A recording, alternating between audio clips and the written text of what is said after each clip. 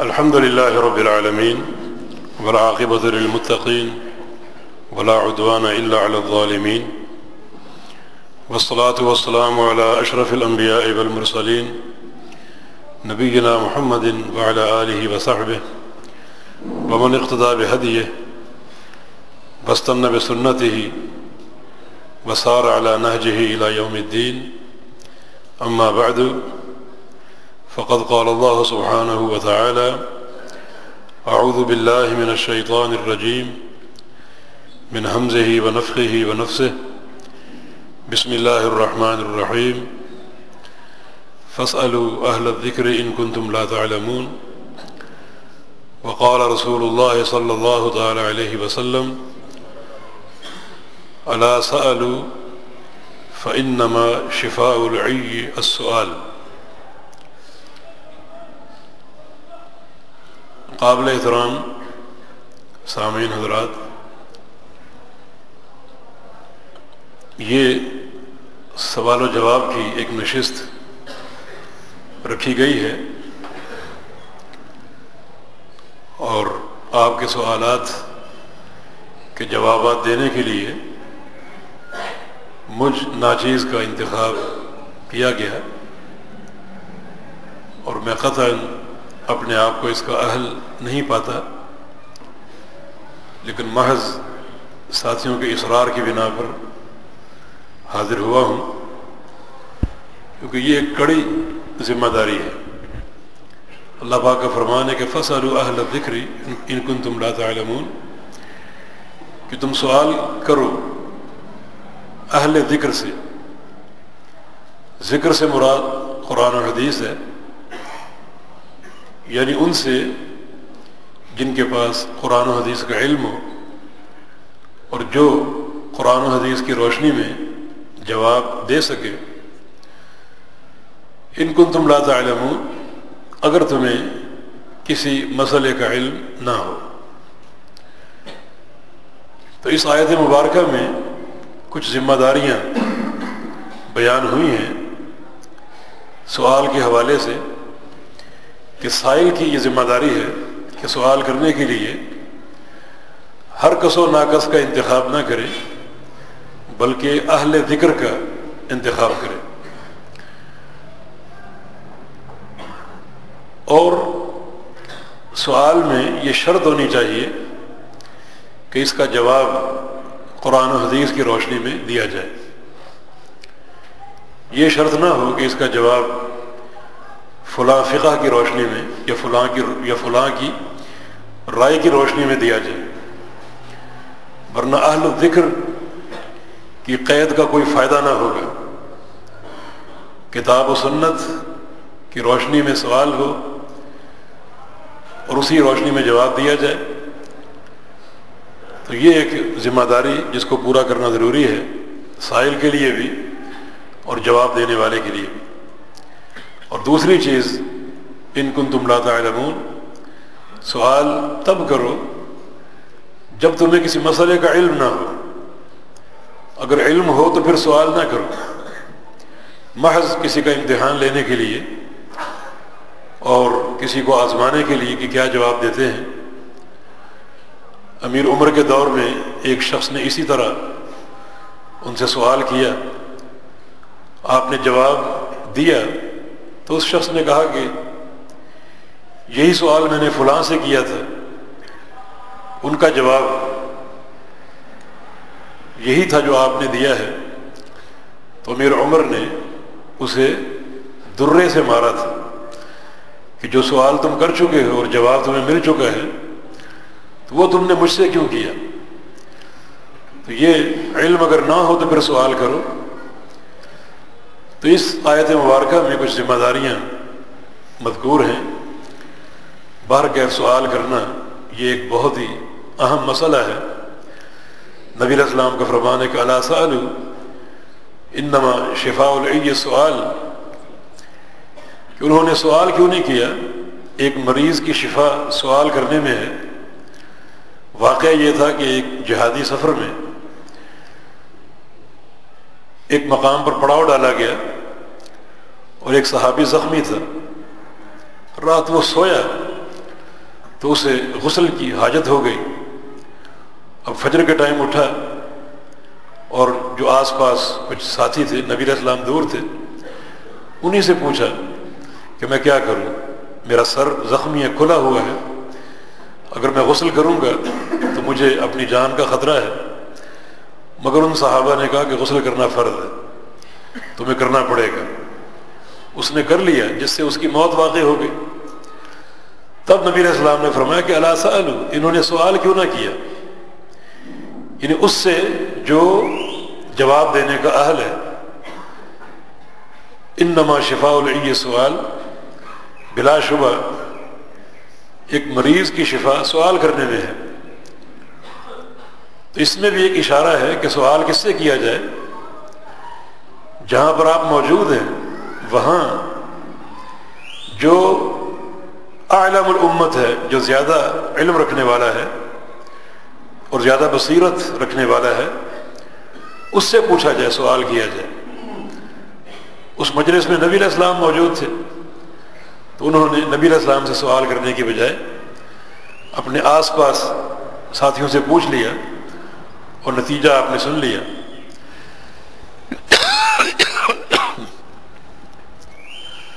تو ان نصوص سے کچھ ذمہ داریاں ہمارے سامنے آتی ہیں کہ ہمیشہ ملحوظ رکھیں.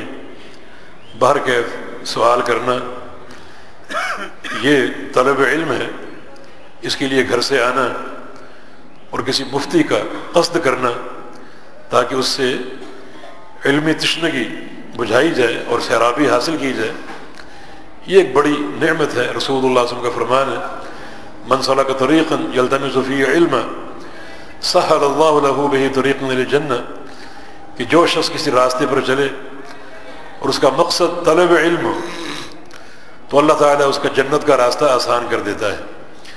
یقیناً ہمارا یہ یہاں آنا طلب علم ہی کے لیے ہے, تو اللہ رب العزت اس حدیث کے بمصداق ہمارے لیے سب کے لیے جنت کا راستہ آسان فرما دے. اور جو آداب ہیں سوال کے تعلق سے اللہ رب العزت ہمیں انہیں ملحوظ رکھنے کی توفیق عطا فرما دے. اور میرے لیے دعا کریں کہ اللہ رب العزت جواب کے تعلق سے مجھے استقامت دے اور میری زبان کو لغزش سے اور غلطی سے محفوظ رکھے, اور ایک صحیح علم آپ تک پہنچانے کی مجھے اللہ تعالیٰ توفیق عطا فرمائے. فما توفیقی الا باللہ. کوشش یہ ہوگی کہ درست کتاب و سنت کے مطابق بات کی جائے, تاہم ہر صحیح جواب اللہ تعالیٰ کی توفیق سے ہے اور ہر میری غلطی شیطان کی طرف سے ہے. اللہ اور اس کا رسول اس سے بری ہیں.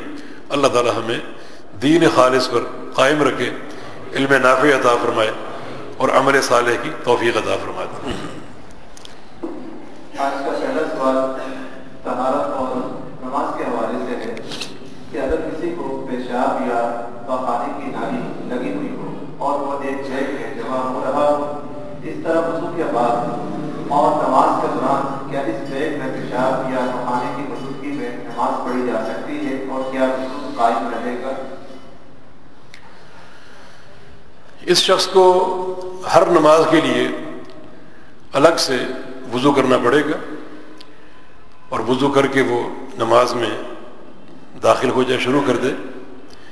اس کے بعد چاہے اس کے پیشاب یا قطرے کی شکل میں خارج ہوتا رہے اور وہ ایک تھیلی میں جمع ہوتا رہے, کوئی حرج نہیں ہے, لیکن ہر نماز کے لیے مستقل وضو کرنا پڑے گا. باقی رہا یہ اشکال کہ یہ تھیلی اس کے ساتھ ہی رہتی, تو اس کو ساتھ رکھ کے نماز ہو جائے گی؟ جی ہو جائے گی, کیونکہ یہ اضطراری شکل ہے اور اس کے سوا کوئی چارہ کار نہیں ہے. اور اس کا اصل احادیث میں موجود ہے. نبی علیہ السلام کے دور میں حمنہ بنت جحش رضی اللہ عنہ صحابیہ تھی, اور ان کی بہن زینب بنت جحش, دونوں بہنوں کو ایک مرض تھا, استحاضہ کا مرض. یعنی ماہواری تو آتی تھی, لیکن ماہواری کا پیریڈ ختم ہونے کے بعد انہیں فساد عروق سے خون بہتا رہتا تھا اور بہت ہی پریشان تھی. بلکہ حمنہ بنت جحش کا بیان ہے کہ بعض اوقات خون اتنا کثیر مقدار میں بہتا کہ لوٹا بھر جاتا. تو پھر یہ پریشان ہو کر نبی علیہ السلام کے پاس آئیں کہ میں نماز کا کیا کروں. تو رسول اللہ صلی اللہ علیہ وسلم نے ارشاد فرمایا تھا کہ تم سختی سے زیر جامہ کچھ لباس پہنو، روئی اچھی مقدار میں رکھ کے اور اچھی طرح باندھ کر نیچے کپڑا کس لو، اوپر اپنا نارمل لباس پہن لو، اور ہر نماز کے لیے تم وضو کرو اور نماز پڑھتی رہو۔ تو اس میں دونوں چیزیں موجود ہیں۔ نماز کے دوران اگر خون بہتا ہے تو وہ بھی کوئی حرج نہیں ہے، اور چونکہ وہ خون اس کے ساتھ ہی ہے اور یہ ناپاک خون ہے، اور اس جو نیچے اس نے زیر جامہ پہنا ہوا ہے اسی میں سارا خون جمع ہے، تو خون کے ساتھ ہی وہ نماز اس کی درست ہو جائے گی۔ تو دریں صورت جو سائل کا سوال ہے اس میں چونکہ اضطرار ہے لہذا مجبوراً یہ نماز اس کی درست ہوگی، اور ہر نماز کے لیے مستقل اسے وضو کرنا پڑے گا۔ اللہ اعلم۔ سوال نمبر 2، کیا یہ بات درست ہے کہ سعودی عرب میں صلاۃ تسبیح نہیں پڑھی جاتی؟ جماعت سے نہیں پڑھی جاتی، باقی صلاۃ التسبیح ثابت ہے عبداللہ بن عباس کی روایت سے، اور اس روایت کو علماء نے حسن درجے کا قرار دیا ہے، اور تقریباً 14 صحابہ سے یہ روایت ملتی ہے۔ تو ان احادیث کا مجموعہ حسن درجے تک پہنچتا ہے تو نماز تو ثابت ہے، لیکن جماعت کا اہتمام کرنا، اس کے لیے اعلان کرنا کہ فلاں مقام پر تسبیح کی نماز ادا ہوگی، یہ سب چیزیں بدعت ہیں اور نبی علیہ السلام کے عمل سے اور قرون اولیٰ کے عمل سے ثابت نہیں ہے۔ تو میرے علم کے مطابق جماعت سے یہ نماز کہیں بھی نہیں ہوتی، باقی فرداً لوگ پڑھتے ہوں گے کیونکہ سنت سے یہ نماز ثابت ہے۔ واللہ اعلم۔ سعودی عرب اور پاکستان میں لیلۃ القدر کی 7 راتیں الگ الگ شمار ہوتی ہیں، تو اس صورت میں لیلۃ القدر کی رات کون سی ہوگی؟ اپنے چاند کا اعتبار ہم کریں گے، کیونکہ اللہ رب العزت نے ہمیں یہی حکم دیا، من شہد منکم الشہر فلیصمہ، کہ جو اس مہینے میں موجود ہو وہ روزے رکھے۔ تو مہینے میں موجودگی یہ چاند دیکھنے سے ہوتی ہے، صوموا لرؤیتہ، کہ تم چاند کو دیکھ کے روزہ رکھو۔ تو اپنے چاند کا ہم اعتبار کریں گے جو اللہ نے ہمیں حکم دیا ہے اس کے مطابق۔ اگر مطالعے کے اختلاف کی بنا پر کہیں چاند پہلے نظر آ گیا یا کہیں بعد میں نظر آ گیا تو ان کی لیلۃ القدر ان کے حساب سے ہوگی اور ہمارے حساب سے ہوگی۔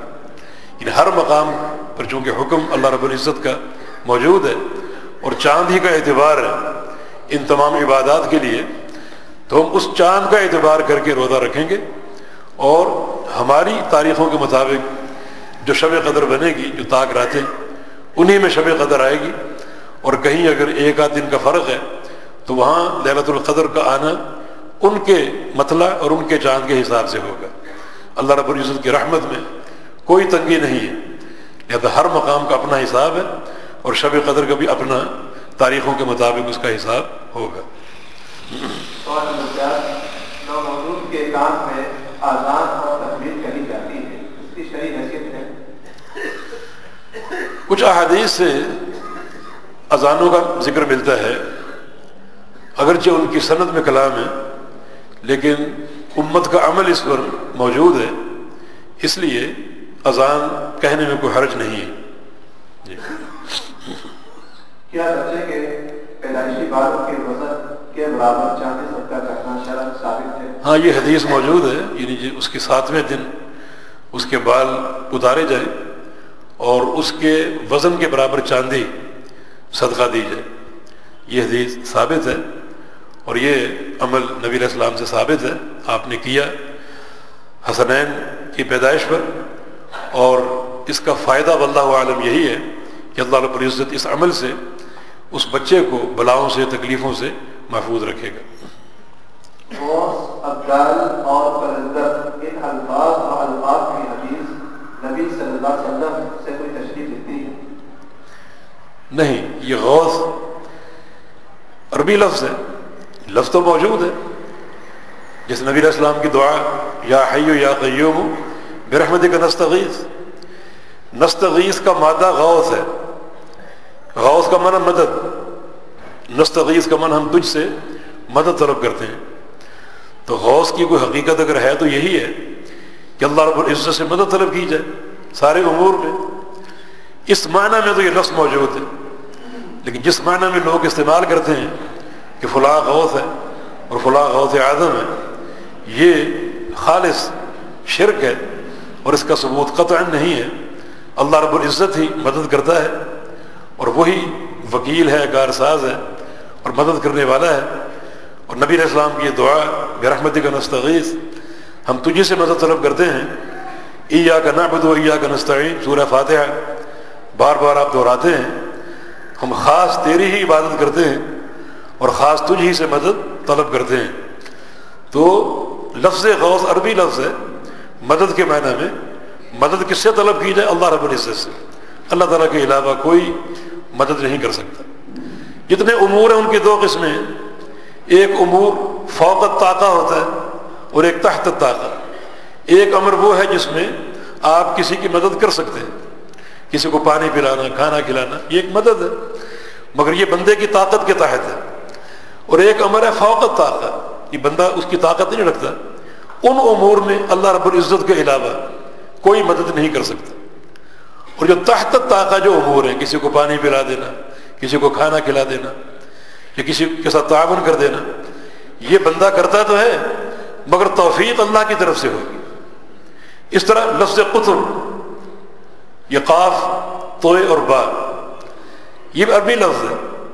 قطب بولتے ہیں وہ ایک لکڑی یا لوہے کا جو سوا ہوتا ہے، جو چکی میں گاڑا جاتا ہے اور چکی کے پارٹ اس لوہے کے سوئے میں سے منسلک ہوتے ہیں اور گھومتے ہیں۔ تو وہ جو لوہے کا سوا ہے وہ اس چکی کا محور ہے، دونوں پارٹ اسی کے ساتھ گھومتے ہیں، یہ قطب کا معنی ہے۔ تو لفظ تو عربی ہے، موجود ہے، لیکن جس معنی میں لوگ استعمال کرتے ہیں وہ شرک ہے کہ فلاں قطب ہے یا فلاں قطب عالم ہے، بڑا شرک ہے۔ ان قطب عالم کا معنی یہ ہے کہ فلاں شخص کی حیثیت یہ ہے کہ پوری دنیا کا محور ہے، وہ دنیا اس پر قائم ہے، اس پر گھوم رہی ہے، اس پر چل رہی ہے۔ حالانکہ دنیا قائم ہے صرف اللہ کی توفیق سے، دنیا چل رہی ہے اللہ کے چلانے سے۔ کوئی ایسا اس معنی میں قطب نہیں ہو سکتا کہ وہ دنیا کا محور ہو اور دنیا اس پر قائم ہو اور اس کے ساتھ معلق ہو اور اس کے ذریعے گھوم رہی ہو یا اس کے ساتھ گھوم رہی ہو۔ یہ سب کا سب پرلے درجے کا شرک ہے۔ لفظ ابدال، یہ لفظ بھی عربی لفظ ہے، بعد لام اس کا مادہ ہے، اور بدل کا معنی یعنی کوئی چیز تبدیل کرنا، ایک چیز تبدیل کر کے دوسری چیز اس کی جگہ لانا، تبدیلی، یہ لفظ ہم استعمال کرتے ہیں۔ تو ابدال بدل کی جمع ہے، ابدال بدل کی جمع ہے تبدیلی کے معنی میں، لیکن یہ ثابت ہے ابدال، دنیا میں ابدال ہوں گے، جس میں ابو داود کی حدیث نبی علیہ السلام نے فتنوں کا ذکر کیا اور فرمایا کہ کچھ قوموں سے جنگیں ہوں گی اور پھر شام سے کچھ ابدال آئیں گے اور کچھ اصائب آئیں گے اور لوگ ان کے ہاتھ پر بیعت کریں گے، ان کے ہاتھ پر لوگ بیعت کریں گے۔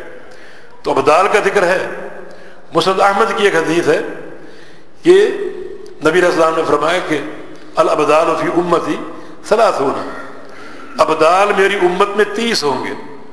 اس کی سند میں کلام ہے، لیکن ابو داود کی وہ حدیث مقبول ہے، اس کی سند ثابت ہے۔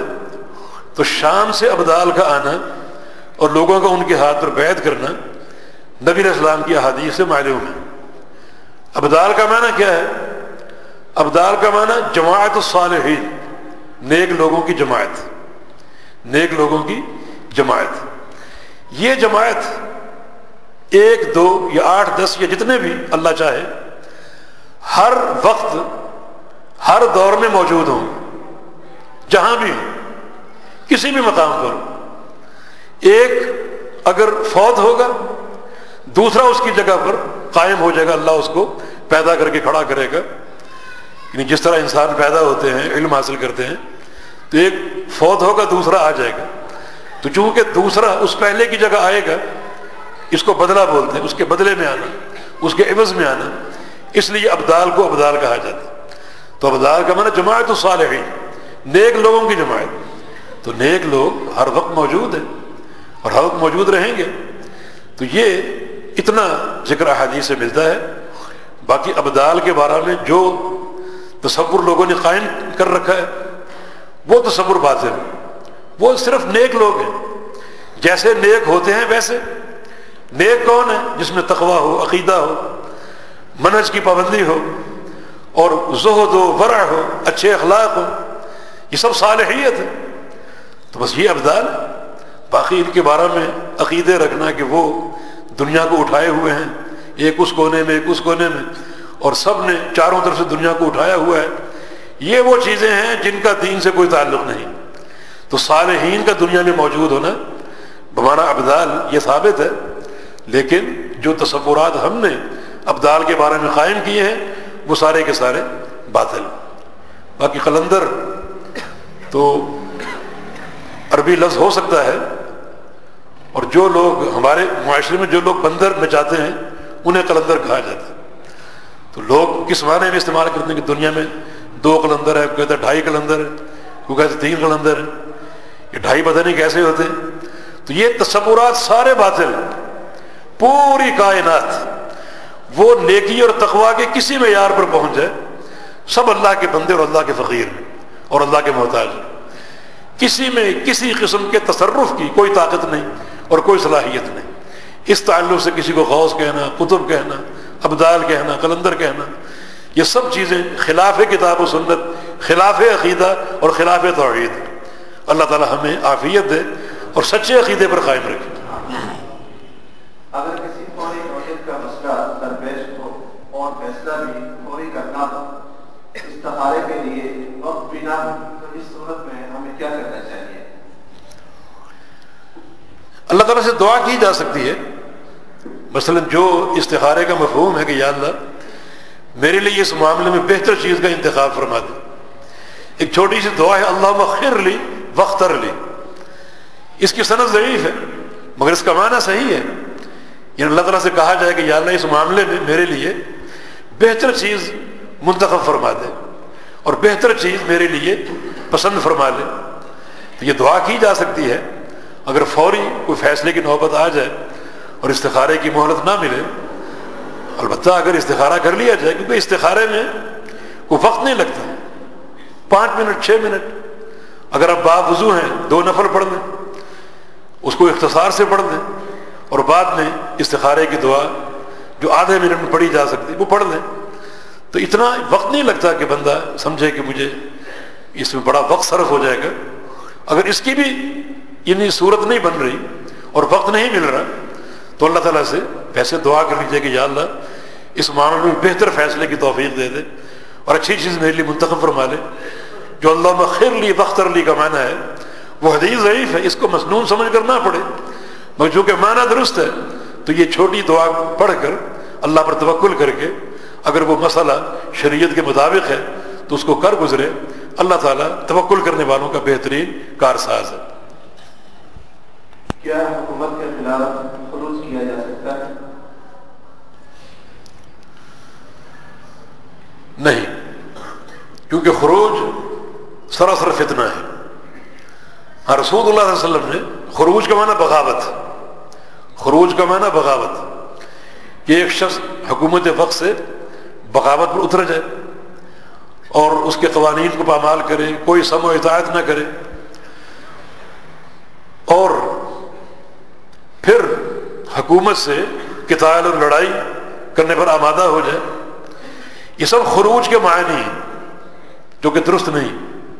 ہاں رسول اللہ صلی اللہ علیہ وسلم نے خروج کو جائز قرار دیا ہے 2 صورتوں میں.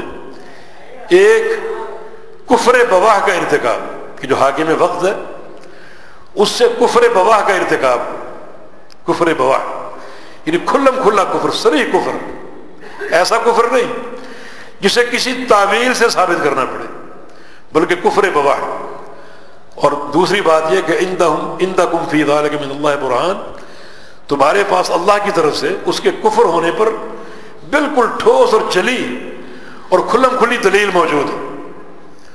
اچھا یہ 2 صورت، یہ صورت ہے خروج کی. لیکن کیا اس صورت میں فوری خروج کرنا پڑے گا؟ نہیں۔ تیسری بات یہ دیکھنی پڑے گی کہ میرے اندر حکومت سے مقاومت کی طاقت ہے یا نہیں، مقابلے کی۔ کچھ علاقوں میں، جس میں ہم سوریہ کی مثال دیتے ہیں، حما کی، جہاں شیخ البانی رحمہ اللہ تھے، اور الجزائر کی مثال دیتے ہیں، وہاں کچھ لوگوں نے وقت کی حکومت سے خروج کیا۔ ان میں کچھ علماء بھی تھے، طلبۃ العلم بھی تھے، صالحین تھے، مگر چند دنوں کے اندر اندر حکومت نے اپنی پوری طاقت سے اسے کچل دیا، اور نتیجے میں بڑے بڑے علماء اس حادثے میں شہید ہوئے۔ اور جس طرح ایک بلڈوزر پھیر دیا جاتا ہے، اس طرح پھیر کر اس علاقے کو صالحین سے، علماء سے بالکل صاف کر دیا گیا۔ اب نتیجہ یہ کہ جو ایک دعوت کا ایک محال وہاں موجود تھا، وہ بھی بند ہو گیا۔ کتاب و سنت کی دعوت، توحید کی دعوت، کوئی دعوت کا نام لیوا باقی نہ رہا۔ تو مقاومت ضروری ہے۔ اور چوتھی بات یہ کہ فتنہ نہ ہو، کوئی آپ کے خروج میں فتنہ نہ ہو، کیونکہ شریعت نے فتنے کو انتہائی بدترین قرار دیا ہے۔ اللہ پاک کا فرمان ہے والفتنۃ اشد من القتل، کہ فتنہ جو ہے وہ قتل سے زیادہ سخت ہے، زیادہ معیوب ہے۔ تو فتنہ بالکل نہ ہو، کیونکہ اس میں دیکھا جائے گا کہ زیادہ ضرر کس مفسدہ میں ہے۔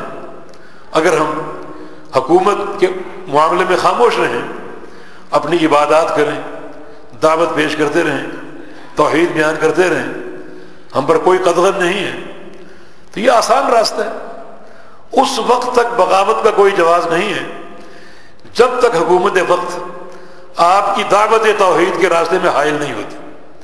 اور یہ ایک نعمت ہے۔ بہت سے علاقے ایسے ہیں جہاں آپ توحید کا نام نہیں لے سکتے، تو جب تک آپ توحید بیان کر سکتے ہیں اور نمازیں پڑھ سکتے ہیں اور اپنے دین کے شعائر پورے کر سکتے ہیں، تو اس وقت تک کسی بغاوت کا اور خروج کا کوئی ثبوت نہیں ملتا۔ اور پھر تری صورت اگر فتنے کا امکان ہو کہ حکومت چوکنے ہو کر آپ پر حملہ کر دے، اور پھر بہت سے انتہائی معیوب واقعات بھی ہوتے ہیں جو آپ کے سامنے ہیں، تو پھر یہ چیز شرعی مقاصد کے خلاف ہے۔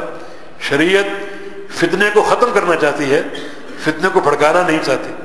اور شریعت یہ چاہتی ہے کہ آپ جو ہے وہ ایسا معاملہ کھڑا نہ کریں جس سے عزت پامال ہوں اور جس سے جانیں تلف ہوں، اموال تلف ہوں، بلکہ اگر آپ سلامتی کے ساتھ اپنے دین پر چل رہے ہیں اور اللہ کی عبادت کر رہے ہیں اور دعوت دے رہے ہیں، تو اس صورت میں فتنے کا راستہ، خروج کا راستہ اختیار کرنا بالکل درست نہیں ہے اور شریعت کے مقاصد کے خلاف ہے۔ کس جگہ جہاد فی سبیل اللہ ہو رہا ہے اور کون کر رہا ہے؟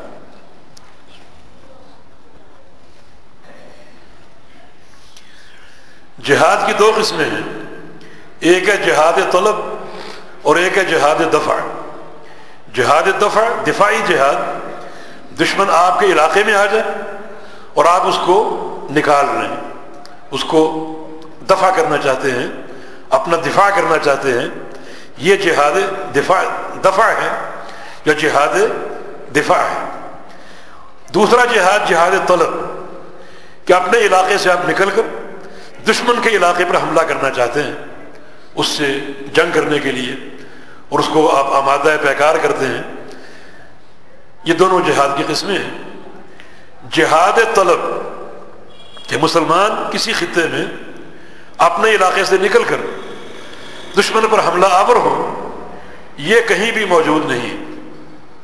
اس معنی میں جہاد کہیں بھی نہیں ہو رہا۔ دنیا میں جہاں بھی جہاد ہو رہا ہے وہ جہاد دفع کی حد تک ہے۔ مسلمان ہر مقام پر اپنا دفاع کر رہے ہیں، افغانستان ہو، کشمیر ہو، بوسنیا ہرزیگوینہ، ایریٹریا یا اور بہت سے علاقے، وہاں جہاد دفع ہو رہا ہے۔ ہر مسلم علاقے پر کفار کا استعمار ہے اور کفار وہاں قابض ہونا چاہتا ہے، مظالم وہاں پر ڈھا رہا ہے اور مسلمان اپنا دفاع کر رہے ہیں۔ تو دفاعی معاملہ بعض مقامات پر ہو رہا ہے، لیکن جہاد طلب دنیا میں کہیں بھی نہیں ہو رہا۔ تو دفاعی جہاد میں کوئی لمبی چوڑی شرائط نہیں ہے، اس میں یہی ہے کہ آپ جس حد تک اپنا دفاع کر سکیں آپ کیجئے، اور آپ دیکھیں کہ فلاں مقام پر مسلمان مظلوم ہیں اور کفار ان پر ظلم کر رہے ہیں تو اپنی بساط کی حد تک آپ ان کی مدد کریں۔ تو یہ جہاد ہو رہا ہے، جہاد دفاع کی صورت میں، لیکن جہاد طلب کہیں نہیں ہو رہا، اور جہاد طلب کے لیے امارت شرط ہے، جہاد طلب کے لیے ایک خطہ ارضی شرط ہے، باقاعدہ آپ کی حکومت ہو، اس پر آپ کا نظام چلے، اور نظام بھی توحید کا اور سچا نظام، بالکل سچا حق کا نظام چلے، اور وہاں پورا دین اسلام آپ نافذ کر دیں، حدود اللہ قائم کر دیں، اللہ کی توحید قائم کر دیں، شرک کے اڈے میں شمار کر دیں۔ اب جواز بنتا ہے کہ آپ دشمن پر حملہ کریں، کیونکہ اپنے علاقے کو آپ پاک صاف کر چکے، اپنے علاقے کو پاک صاف کر چکے۔ اب ہمارا یہ حق ہے کہ ہم دوسرے علاقوں کو بھی پاک صاف کریں، اس کے لیے جہاد طلب ہے، خطہ ارضی کا ہونا، ایک امیر کا ہونا، لیکن جہاد دفاع میں کسی امارت کی شرط نہیں ہے، ہر شخص اپنی مقدور بھر اپنا دفاع کر سکتا ہے، اور پیغمبر علیہ السلام کا فرمان ہے من قتل دون مالی فہو شہید، جو شخص اپنے مال کے دفاع میں قتل کر دیا جائے وہ شہید ہے، من قتل دون عرضی فہو شہید، جو اپنی عزت کے دفاع میں قتل کر دیا جائے وہ شہید ہے، من قتل دون اہلی فہو شہید، اور جو اپنے اہل کے دفاع میں قتل کر دیا جائے وہ شہید ہے۔ تو اس کو آپ نے شہادت کا مقام دیا ہے، اور یہ جہاد دفاعی کی شکل ہے۔ کیا ٹیلی فون پر روحانی علاج ہو سکتا ہے؟ مثال کے طور پر آج کل رواج چلا ہوا ہے کہ کسی کی ناک میں درد ہے یا ناک دب گئی ہے، جسم میں درد وغیرہ ہو جائے تو مولانا صاحب ٹیلی فون پر صحیح کر دیتے ہیں۔ دیکھیں، جہاں تک دعا کا معاملہ ہے تو دعا کی تاثیر تو برحق ہے۔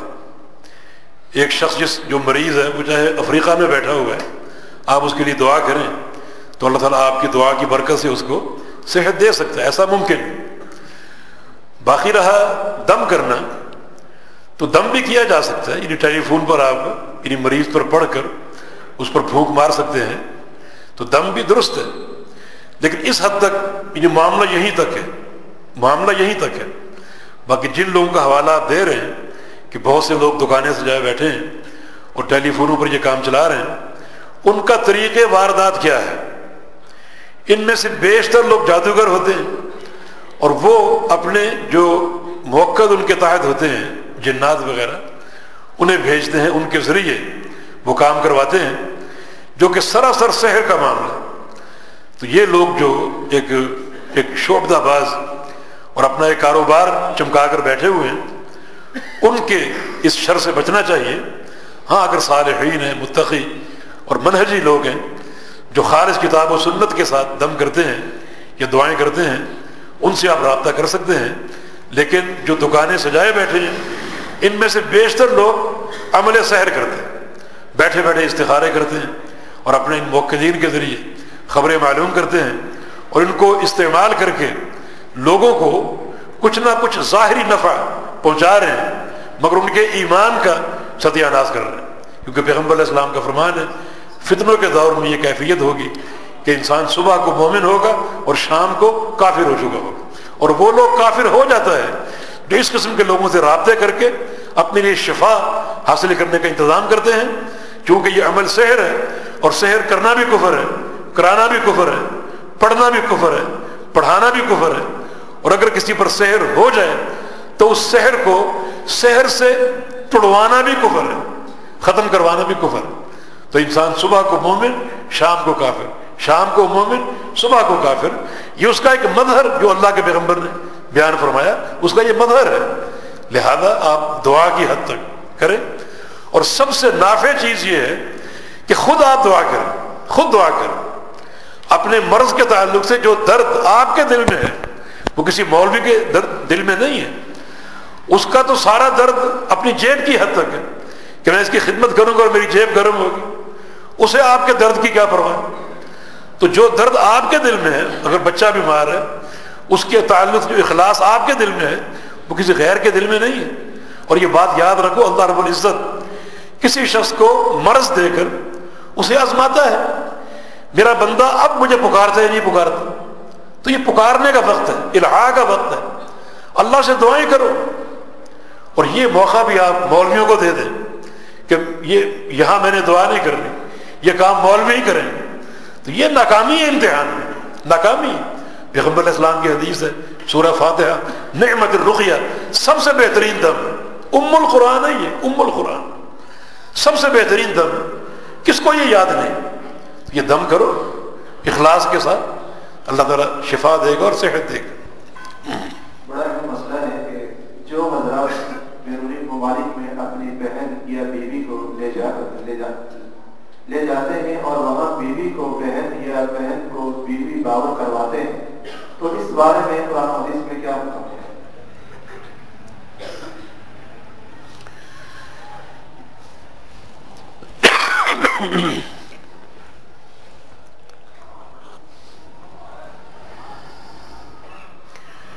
یہ ایک قسم کا غش یا دھوکہ ہے.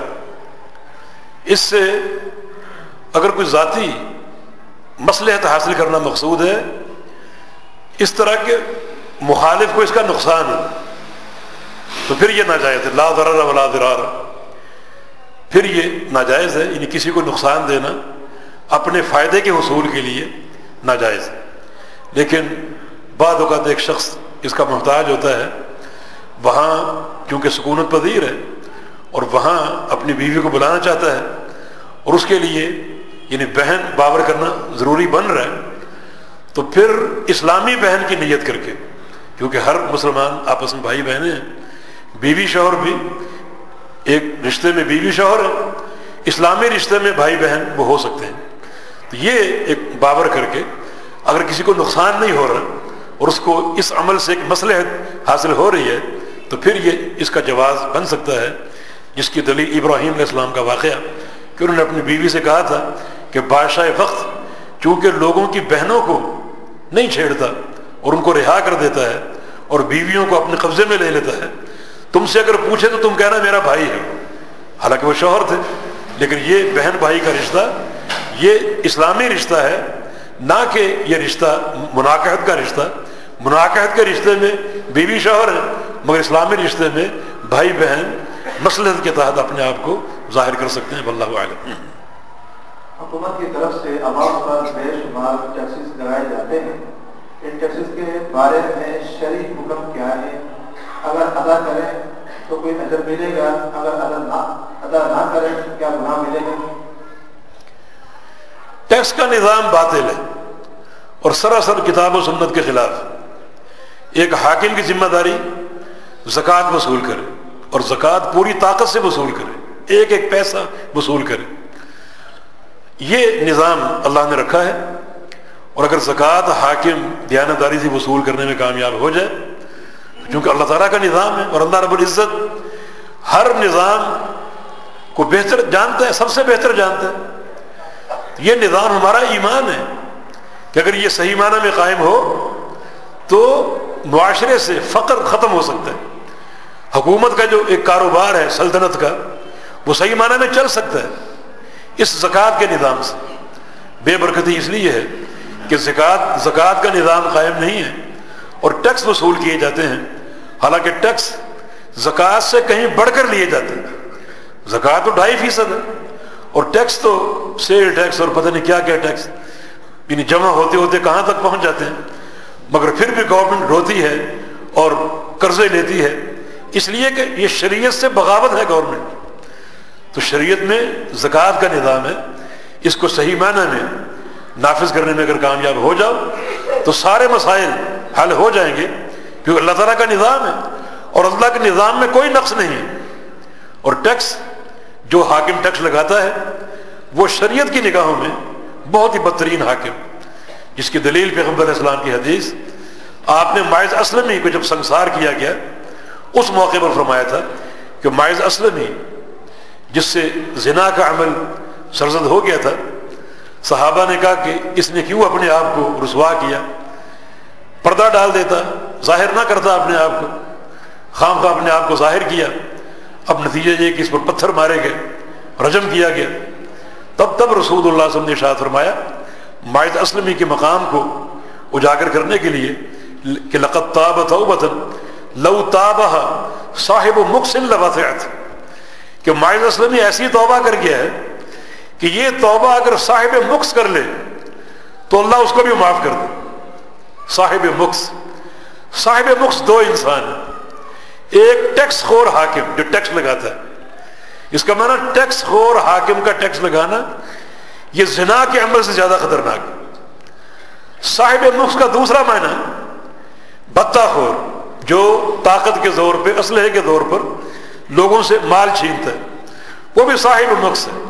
اس کا معنی اس کا یہ عمل زنا کے عمل سے بھاری ہے. تو یہ دلیل، یہ حدیث اس بات کی دلیل ہے کہ بہت ہی خطرناک عمل. باقی رہا آپ کا سوال، اگر ہم ٹیکس ادا کریں تو اس کا ہمیں اجر ملے گا؟ جی ہاں، رسول اللہ صلی اللہ علیہ وسلم کی حدیث ہے ایک وقت آئے گا ایسے حاکم ہوں گے کہ تم پر ظلم کریں گے اور تمہارا مال تم سے چھینیں گے. صحابہ نے کہا ہم کیا کریں؟ فرمایا کہ تم صبر کرو. اس حدیث کو سامنے رکھتے ہوئے اگر تم صبر کرتے ہوئے جو مال وہ مانگتے ہیں، چھینتے ہیں، وہ تم ان کو ادا کرتے ہو تو یقیناً اس حدیث کی اتباع کا بڑا اجر ملے گا، بڑا ثواب ملے گا. تاہم اگر کسی گناہ میں ملوث ہوئے بغیر ٹیکس بچا سکتے ہیں تو بچا لیجیے، تاکہ یہ مال جو بڑی محنت سے انسان حاصل کرتا ہے اس کو دینی کاموں میں، دعوت کے کاموں میں، جہاد کے کاموں میں، مساجد کی تعمیر میں صرف کر سکے. بہت سی مددات ہیں، بہت سے مصارف ہیں جہاں استعمال کی ضرورت ہوتی ہے. تو کسی امر حرام کے ارتکاب کے بغیر اگر ٹیکس سے بچا جا سکتا ہے تو ضرور بچ جائے، تاکہ یہ پاکیزہ پیسہ دین کے کام آ سکے. اللہ اعلم. نشہ آور اشیاء یعنی پان، گٹکا، نسوار اور سگریٹ وغیرہ استعمال کرنا شریعت کی نظر میں کیسا ہے؟ حرام ہے. ان میں سے کوئی چیز حلال نہیں ہے کیونکہ یہ چیزیں نشہ آور ہیں. آپ کہیں گے کہ بہت سے لوگوں کو نشہ نہیں آتا، آپ ان کو کھلا کر دیکھیں جو اس کے عادی نہیں ہیں، جو تمباکو نہیں کھاتے، انہیں آپ کھلا کر دیکھیں.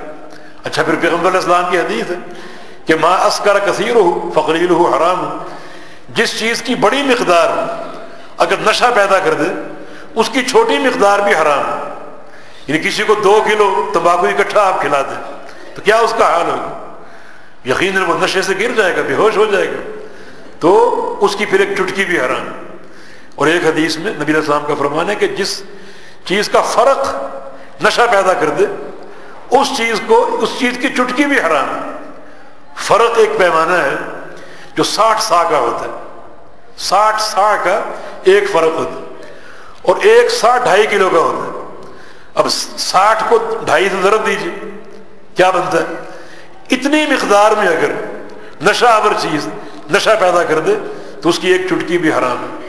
تو یہ تمباکو اور یہ پان اور یہ ہر چیز جو آپ نے نام لیے، ہمیں تو نام بھی نہیں آتے، یہ سارے کے سارے ناجائز اور حرام ہیں. جی.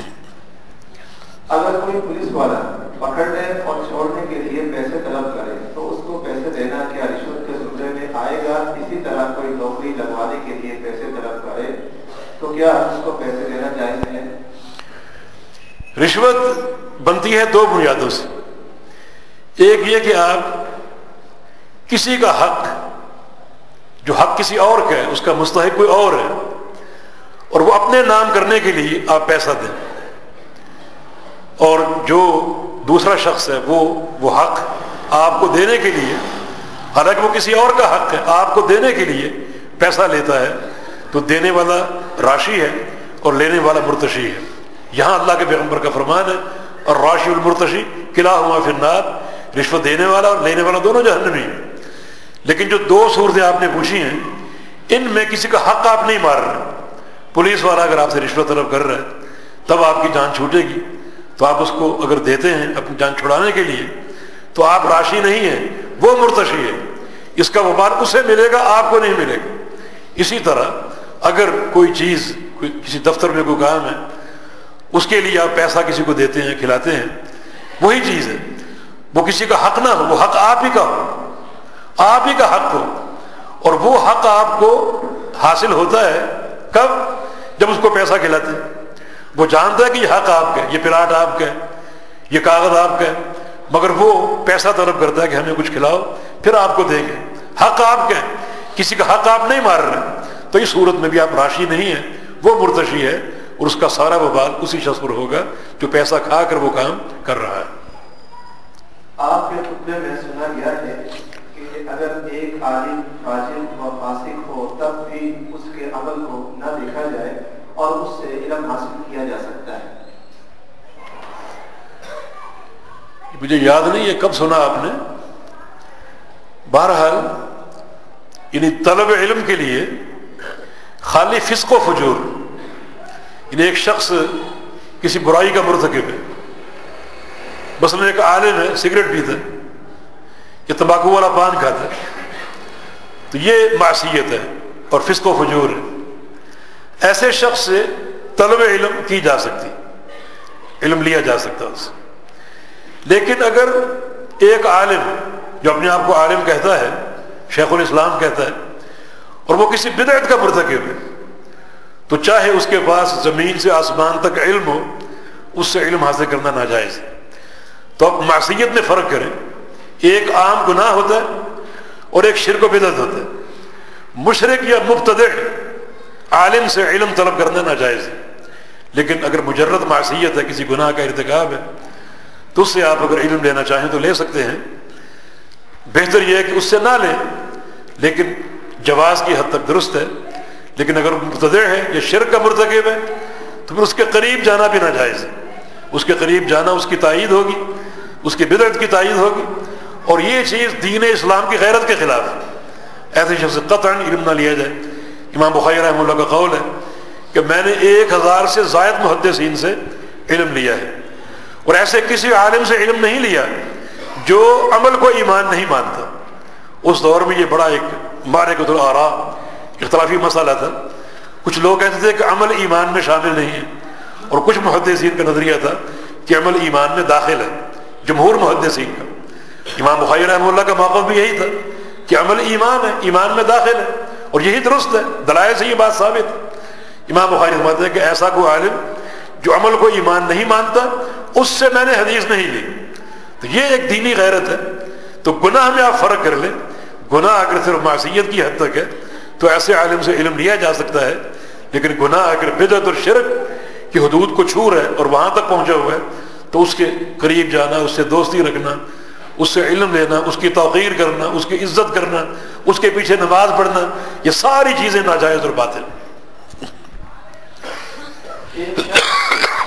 گلشن میں بہت ہوا، وہاں مسجد کی مساجد بھی موجود ہیں، لیکن اس کے باوجود اس جگہ کو چھوڑ کر دوسری جگہ پر میت کو لے کر جاتا ہے، وہاں پر برادری موجود ہے، تو کیا یہ عمل درست ہے؟ وہاں پر کیا ہے؟ برادری موجود ہے۔ اچھا، دیکھیں جو نبی علیہ السلام کی احادیث ہیں ان پر آپ توجہ دیجئے۔ رسول اللہ صلی اللہ علیہ وسلم کا فرمان ہے کہ جس شخص کے جنازے میں 40 موحدین شامل ہوں اور گواہی دیں اور اس کے لیے دعا کر دیں تو اللہ ان کی سفارش قبول کر لیتے۔ ایک حدیث میں 2 صفوں کا ذکر آتا ہے کہ جس کے جنازے میں 2 صفیں بن جائیں لیکن ہو موحدین اور وہ شفاعت کریں اس کے لیے تو اللہ تعالیٰ قبول فرما لیتے ہیں۔ تو آپ میت کے ساتھ مخلص ہیں یا نہیں؟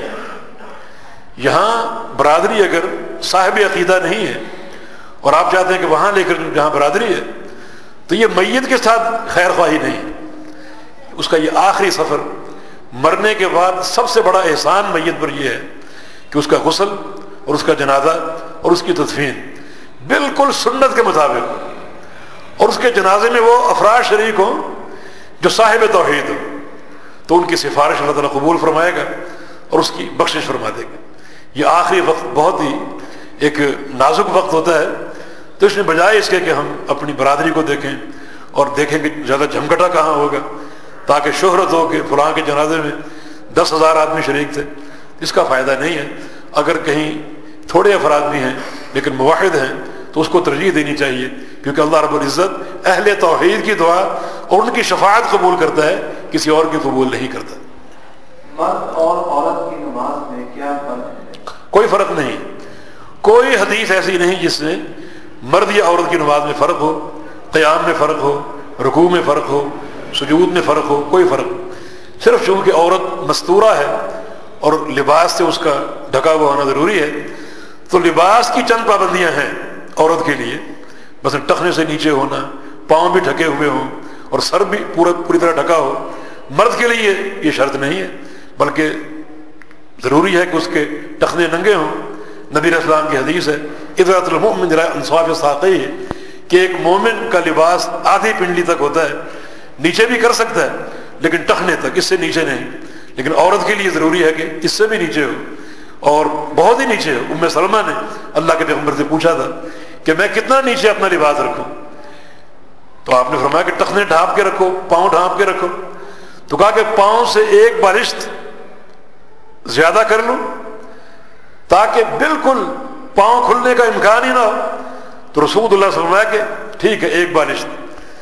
تو اس نے عرض کیا کہ یا رسول اللہ صلی اللہ علیہ وسلم اس میں بھی اگر ہوا چلتی ہے تو پاؤں کھلنے کا، برہنہ ہونے کا امکان ہے، میں ایک گز اگر کر لوں پورا ایک ہاتھ. تو فرمایا کہ ہاں ایک ہاتھ تک بھی کر سکتی ہو، اس سے زیادہ نہیں. تو یہاں تک ایک عورت کے لیے پابندی کا ذکر ہے. تو کچھ لباس کے فرق ہیں، باقی قیام میں، رکوع سجود میں، تشہد میں، سلام پھیر میں کسی چیز میں کوئی فرق نہیں ہے. ہمارے شیخ بدیع الدین شاہ راشدی رحمہ اللہ فرمایا کرتے تھے کہ اس فرق کے بارے میں کوئی ضعیف حدیث تو کیا، کوئی موضوع حدیث بھی نہیں. اس کے بعد فرماتے تھے کہ اس کا معنی یہ نہیں ہے کہ کل تم کو موضوع حدیث بنا کر لے آؤ کہ جو موضوع حدیث ہے نہیں، اب تک کسی نے بنائی نہیں، کوئی موضوع حدیث بھی موجود نہیں. جی اگر قریب میں کوئی اہل حدیث کی مسجد نہ ہو تو غیر اہل حدیث کے پیچھے نماز پڑھی جا سکتی ہے یا الگ سے وہاں جا کر نماز پڑھنی جائے؟ دیکھیں، امامت کے لیے صحت عقیدہ ضروری ہے. امام ایسا ہو جس کا عقیدہ صحیح ہو، کتاب و سنت کے مطابق ہو، اور خاص طور پہ توحید کے تعلق سے. یہ ایک افسوسناک حقیقت ہے ہمارے پاکستان میں، اکثر جو ائمہ ہیں وہ کسی سلسلے سے منسلک ہیں. سہروردی ہے، نقش بندی ہے، چشتی یا قادری ہے، اور یہ سلسلے سارے کے سارے صوفیاء کے سلسلے، تصوف ہے ان میں. اور تصوف میں وحدت الوجود اور وحدت الشہود انتہائی خطرناک عقیدے، یہ ان کا حصہ ہے باقاعدہ، جس میں یہاں تک کہا جاتا ہے کہ خالق مخلوق کو پیدا کر کے مخلوق کے اندر داخل ہو جاتا ہے. یہ حلول ہے. ایسے لوگوں کو صوفیہ حلولیہ کہا جاتا ہے. ہر چیز میں اللہ، ہر جگہ اللہ. حالانکہ قرآن بار بار بیان کرتا ہے کہ اللہ تعالیٰ عرش پر مستوی ہے، اس کی ذات عرش پر ہے، اور اس کا علم، احاطہ، قبضہ اور قدرت پوری کائنات پر ہے، اور کوئی چیز اس کے علم سے اوجھل نہیں ہے، لیکن بذات ہی وہ عرش پر مستوی ہے. یہ وہ سچا عقیدہ جو کتاب و سنت نے ہمیں دیا. لیکن ان تصوف کے سلسلوں میں اللہ تعالیٰ کا حلول کرنا مخلوق میں، ہر جگہ ہونا، ہر چیز کا اللہ ہونا، وحدت الوجود اور وحدت الشہود بڑے خطرناک عقیدے ہیں. تو خاص طور پہ چونکہ تقریباً ہر مسجد میں یہ عقیدے موجود ہیں اور اس تصوف کے سلسلے کے حاملین موجود ہیں، اس لیے ایسے شخص کے پیچھے خاص طور پہ نماز بالکل نہیں ہوگی. امامت کے لیے آپ صحیح العقیدہ شخصیت کا انتخاب کریں اور اس کے پیچھے نماز پڑھیں.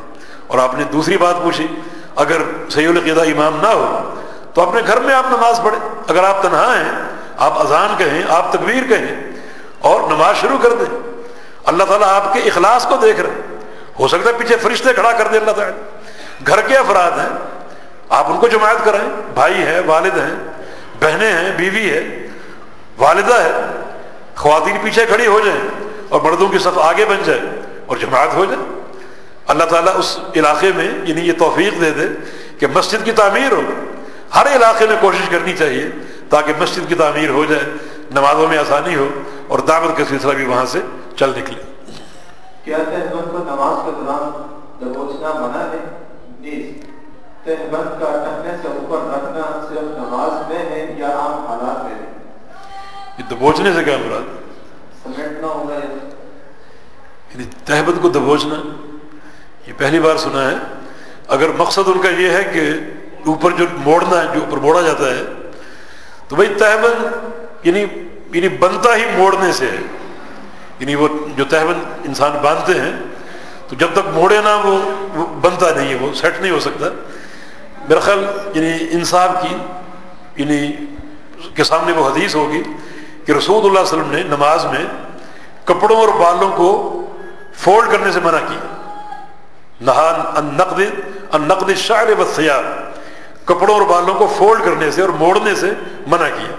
تو تہبند اگر باندھتے ہیں تو اس کو اوپر سے موڑا جاتا ہے، تو اوپر سے موڑنے میں کوئی حرج نہیں. اگر ایک چیز بندے کے جسم کے ساتھ اور کمر کے ساتھ ٹکتی ہے موڑ کر تو موڑنے میں کوئی حرج نہیں ہے. نیچے سے نہ موڑا جائے، کپڑے کو نیچے سے نہ موڑا جائے، یہ منع ہے. اگر کپڑا آپ کا لمبا ہے تو آپ اس کو کٹوا کر نماز پڑھیں تاکہ موڑنے کا جو ایک محظور ہے اس سے آپ بچ سکیں. لیکن ایک وقت ایسا ہے کہ نماز قائم ہے، موجود ہے، اور آپ کا کپڑا ٹخنے سے نیچے ہے تو آپ اس وقت کے لیے موڑ دیں، کیونکہ موڑنے کی وہ وعید نہیں ہے جو ٹخنے ڈھانپنے کی وعید ہے. حدیث میں آتا ہے کہ 3 بندوں سے اللہ تعالیٰ کلام نہیں کرے گا، ان کو پاک نہیں کرے گا، ان کے لیے عذاب علیم ہے. ان میں سے ایک وہ شخص ہے جس کا کپڑا ٹخنے سے نیچے ہوتا ہے، اس کو کبر کہا گیا. تو یہ احکام زیادہ سخت ہے بنسبت فولڈ کرنے کے، تو وقتی طور پر فولڈ کر لے تاکہ ایک وقت گزر جائے. اس کے بعد پہلا کام یہ کرے کہ اس اپنے کپڑے کو کاٹ لے اللہ کی رضا کے لیے، کیونکہ نماز کا فریضہ ہے. اور آئندہ یہ احتیاط کرے کہ جب بھی کپڑے کا ناپ دردی کو دے تو ٹخنے سے اوپر رکھ کے ناپ دے، کیونکہ نماز تو ہر وقت آپ نے پڑھنی. اور ویسے ٹخنے کا معاملہ یہ ہے کہ نماز کے علاوہ بھی ٹخنوں کا کھلا ہونا ضروری ہے مردوں کے لیے. اسی طریقے سے یہ جو دبوچنے کا لفظ ہے، بعض جگہ لوگوں کو دیکھا گیا ہے کہ وہ تہبند باندھی ہوئی اور سجدے میں جا رہے ہیں تو آگے سے پکڑ کر پھر دبوچتے ہیں، سیٹ کر کے جاتے ہیں. اس کے بغیر اگر سجدہ ممکن ہو نا تو اس کے بغیر کر لیجیے، کیونکہ یہ نقص کے زمرے میں آ سکتا ہے. اگرچہ اس میں علت یہ ہوتی ہے کہ کہیں اٹک نہ جائیں اور الجھ کر پاؤں گر نہ جائے تاکہ اوپر کر کے اور اس کو سمیٹ لیا جائے، لیکن یہ سمیٹنا بھی نقص کے زمرے میں آ سکتا ہے. ایسا اگر نہ ہو تو زیادہ بہتر. کیا امام کے لیے ٹوپی پہننا ضروری ہے؟ ضروری نہیں ہے. ٹوپی پہننا امام کے لیے مقتدی کے لیے ضروری نہیں ہے، لیکن نماز کی زینت کا حکم اللہ نے دیا ہے. خذوا زینتکم عند کل مسجد، اور زینت میں ٹوپی داخل اور شامل. جب آپ کسی معتبر جگہ پر جاتے ہیں تو باقاعدہ آپ ٹوپی اوڑھ کر جاتے ہیں، اور اس کو ایک مروت کے امور میں بھی شمار کیا گیا ہے. تو زینت اختیار کرنی چاہیے. تو ایک امام زینت اختیار کر کے جماعت کرائے، لیکن بالفرض اگر نماز کا وقت ہو ٹوپی موجود نہ ہو تو کسی تکلف کی ضرورت نہیں ہے، وہ کاشف الراس اور ننگے سر بھی جماعت کرا سکتا ہے. آزان میں جب رسول اللہ صلی اللہ علیہ وسلم کا نام آئے تو کیا درود پڑھنا چاہیے؟ اسی طرح قرآن مجید میں جب رسول اللہ صلی اللہ علیہ وسلم کا نام آئے کیا درود پڑھنا چاہیے؟ اذان میں نبی علیہ السلام کا نام آئے تو درود نہیں پڑھنا چاہیے، اور جب اذان ختم ہو جائے پھر پڑھیں آپ. اس کی دلیل پیغمبر علیہ السلام کی حدیث کہ اذا سمعتم المؤذن فقولوا مثل ما يقول المؤذن، کہ جب تم مؤذن کی اذان سنو تو تم بھی وہی کہو جو مؤذن کہتا ہے. کیونکہ مؤذن اشہد ان محمد رسول اللہ کہتا ہے، تم اشہد ان محمد رسول اللہ کہو. تو آپ کے ذہن میں اشکال آئے گا کہ نبی علیہ السلام کا نام سن کر تو درود پڑھنا چاہیے، یہاں کیوں نہ پڑھیں؟ اس کا جواب نبی علیہ السلام کی حدیث سے ہے کہ جب اذان ختم ہو جائے تو ثم صلوا علیہ، پھر مجھ پر درود پڑھو. تو وہ درود جو آپ اس وقت نہیں پڑھ سکے وہ آپ اب پڑھ رہے ہیں. یہ شریعت کا حکم ہے. یعنی شریعت جو چاہتی ہے، جو آرڈر دیتی ہے، ہم نے وہ قبول کرنا. اور اصل یہی ہے کہ نبی علیہ السلام کا نام جب بھی آئے تو درود پڑھنا چاہیے، لیکن اذان میں آپ سنیں تو درود نہ پڑھیں اور وہی کہیں جو مؤذن کہتا ہے. جب اذان ختم ہو چکے تو پھر آپ درود پڑھیں. نبی علیہ السلام کا حکم یہی ہے. باقی رہا سوال قرآن کی تلاوت میں، اگر نبی علیہ السلام کا نام آ جائے تو اگر یہ تلاوت نماز میں ہو رہی ہے، اور نماز کی 2 قسمیں فرض اور نفل، فرض میں ہو رہی ہے اور نبی علیہ السلام کا نام آ جائے پھر درود نہیں پڑھنا، کیونکہ فرائض میں کسی چیز کا اضافہ اپنی رائے سے جائز نہیں ہے. پھر آپ خاموش رہیں. نفل میں درود پڑھ سکتے ہیں، نفل میں وسعت ہے اور درود آپ پڑھ سکتے ہیں. اگر نبی علیہ السلام کا نام آ جائے نفل میں پڑھ لیں، اور اگر نماز کے علاوہ قرآن کی تلاوت کر رہے ہیں تو پھر بھی درود پڑھنا ضروری اور فرض ہوگا.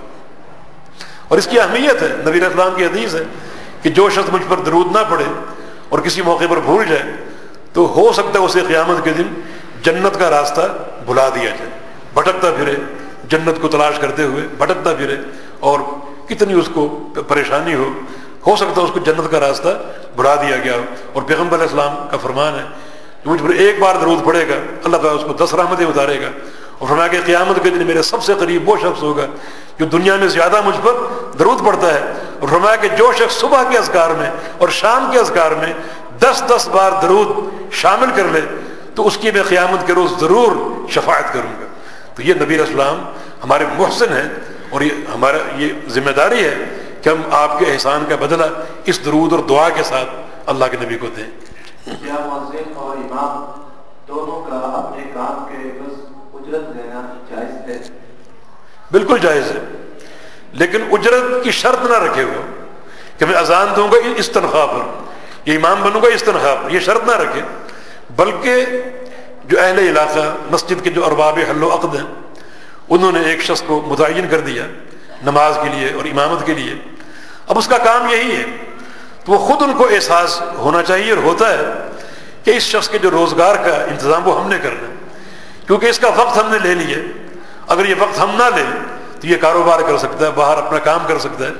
ہم نے اس کو کام سے روک دیا اور یہ وقت لے لیا تو پھر ارباب حل و عقد جو مسجد کے منتظمین ہیں یا گورنمنٹ ہے وہ اس کو اتنا دے ان کو کہ جس سے اس کی کفالت ہو سکے اور اس کے بچوں کا انتظام، اس کے گھر بار کا انتظام اچھے طریقے سے چل سکے. اس کی دلیل نبی اسلام کی حدیث ہے. آپ نے مکہ مکرمہ میں ابو محذورہ کو مؤذن مقرر کیا تھا، حالانکہ نبی اسلام کا فرمان ہے ایسا مؤذن رکھو جو اپنی اذان پر اجر نہ لے. آپ نے ابو محذورہ کو مکہ مکرمہ میں اذان کی ڈیوٹی دی تھی اور جب تک اللہ کے پیغمبر مکہ میں رہے ابو محذورہ اذان دیتے تھے. رسول اللہ صلی اللہ علیہ وسلم ابو محذورہ کو ایک تھیلی دی جس میں چاندی تھی. مؤذن کو آپ نے یہ پیسے دی، یہ چاندی دی آپ نے، تو اس کی خدمت کرنی چاہیے. لیکن اگر ایک مؤذن یا امام شرط لگائے کہ میں اتنے پیسے لوں گا، یہ درست نہیں ہے. تو دینے اور لینے میں فرق ہے. اگر وہ شرط لگا کر طلب کرتا ہے تو پھر جائز نہیں ہے، لیکن اگر اہل علاقہ اور ارباب بست و کشاد اس کی ضروریات کو دیکھ کر اس کا ایک وظیفہ مقرر کرتے ہیں تو وہ وصول کیا جا سکتا ہے. سامورہ بن جندب رضی اللہ تعالی عنہ فرماتے ہیں کہ رسول اللہ صلی اللہ علیہ وسلم نماز میں 2 سجدے کیا کرتے تھے، جب نماز شروع کرتے اور جب پوری قرات سے فارغ ہو جاتے. تو فرض نماز میں سورۃ الفاتحہ کس وقت پڑھنی چاہیے؟ کیا امام سجدہ کرے تب پڑھنا مطلوب ہے؟